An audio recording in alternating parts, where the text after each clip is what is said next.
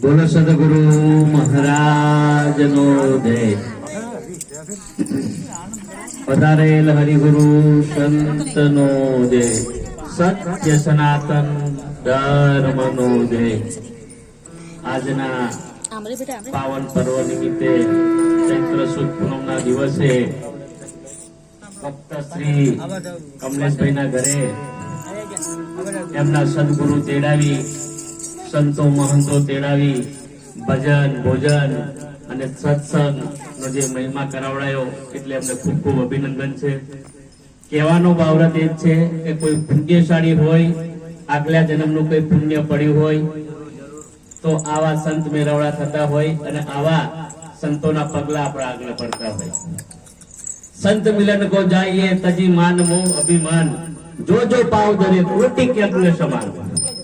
સંતો એટલે શું સમજો? સંતો કોઈ ભાગ્યશાળીના ઘેર પગલા પાડતા હોય, એનું જે કંઈક પુણ્યનું પ્રારબ્ધ પડ્યું હોય, એમની પેઢીઓની પૂર્વનું પ્રારબ્ધ પડ્યું હોય એના ઘર સંત પધારે. એના માટે આપણે પાત્ર બનવું પડે. એટલે મીરાબાઈ એક ધોળ બોલ્યા છે, અરે ગુરુ ગમ કેરી આવાટડી, ગુરુ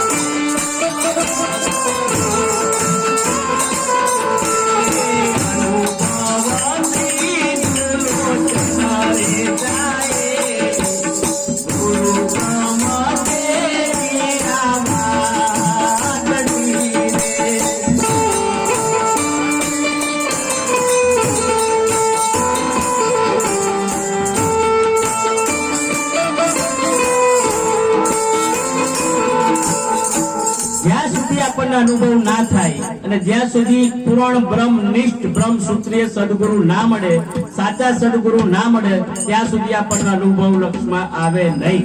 બરાબર છે? અશ્વિનરામ બાપુની જે કંઈક વાત છે, આજે છેલ્લા ઘણા વર્ષોથી એમની જોડે સંકળાયેલો છું. બાપુનો એક એક સત્સંગ, એક એક પ્રોગ્રામ હું બાપુનો સાંભળું છું, અને બાપુની જે કંઈક વાત છે એ વાત 100% સોના કરતા સાચી વાત છે. પણ એ વાતને આપણે ગ્રાહ્ય અને એ વાત પર વિશ્વાસ રાખીએ તો આપણે આ બહુધર પાર કરી શકીએ છીએ. બરાબર. એના માટે આ હું એક આ ધોર બોલ્યો તમને કે અનુભવ વિનાનો નર વોંદડો, અનુભવ ત્રીજું લોચન સાહેલી. જો અનુભવની મય આવી જાય આ વાત અને સમજાઈ જાય આપણને તો આપણે બેડો પાર થઈ જાય આપણો. આ બાય મીરાની દોડ છે. બાય મીરાને